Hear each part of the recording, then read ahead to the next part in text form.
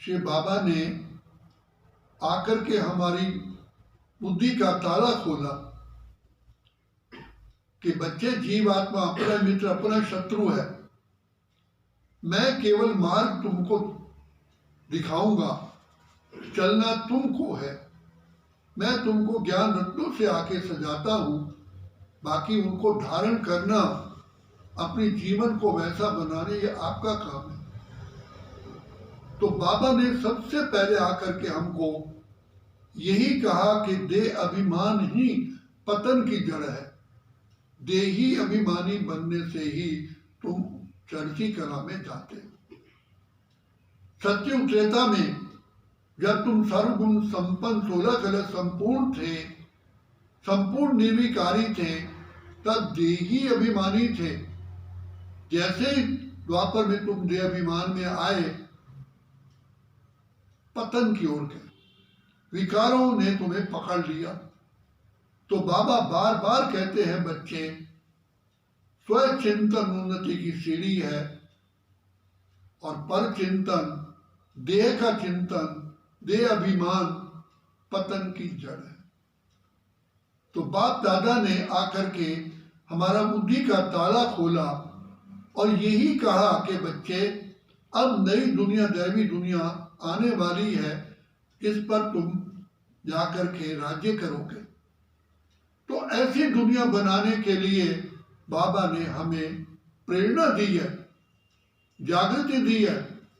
तो जो बाप समान रहम दिल आत्माएं होती हैं, वो और आत्माओं की जोत जगाने के लिए रात दिन यही मनन चिंतन करती हैं, कैसे हम जा करके आत्माओं की जोत जगाएं, उनको सुखी बनाएं।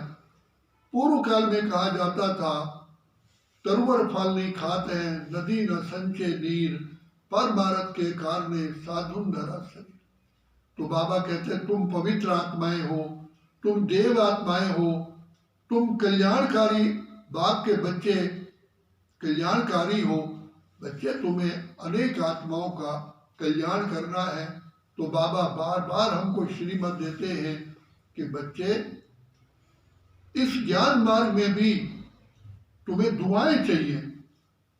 दुआओं से तुम्हारा पुरुषार्थ सहज होगा और दुआएं मिलती हैं अनेक आत्माओं को बाप दादा का ज्ञान सुना करके दीप जगाने से।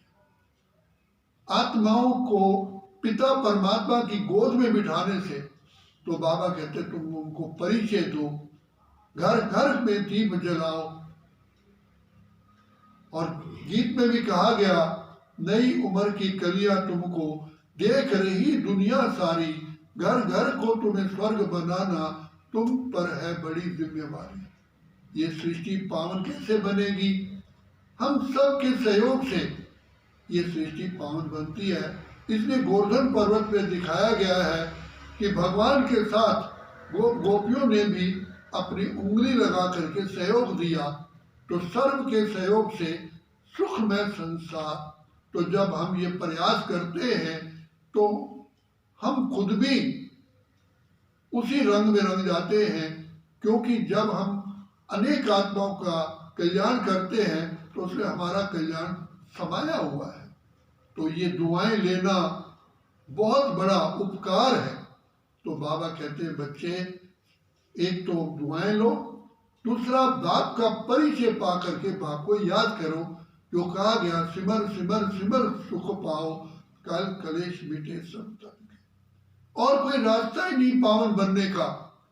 भले आप लोगों ने दान पुण्य किए, तीर्थ यात्राएं की, भक्ति की, अनेक प्रयास किए, लेकिन बाबा का परिचय न होने के कारण बाप को सही रीति याद नहीं किया। तो बाबा कहते हैं, भले तुम माला सिमरते हो, शिव शिव शिव शिव शिव मुख से कहते हो, लेकिन कौन सा शिव है जिसको याद कर रहे हो? शिव मुख से तो कह रहे हो, लेकिन उसका परिचय तो है नहीं, इसलिए प्राप्ति नहीं हुई। अब बाबा ने आकर के हमको परिचय दिया है। गीता में भगवानों वाक्य है कि अर्जुन, अपने को आत्मा समझ, मुझ बाप को याद करने से ही तुम्हारे विकर्म विनाश होंगे और तुम पावन बन करके शांति धाम, मुक्ति धाम चले जाओगे। तो बाप आकर के हम बच्चों को बार बार यही कहते हैं, बच्चे अपना कल्याण स्वयं करो। अच्छा, ओम शांति।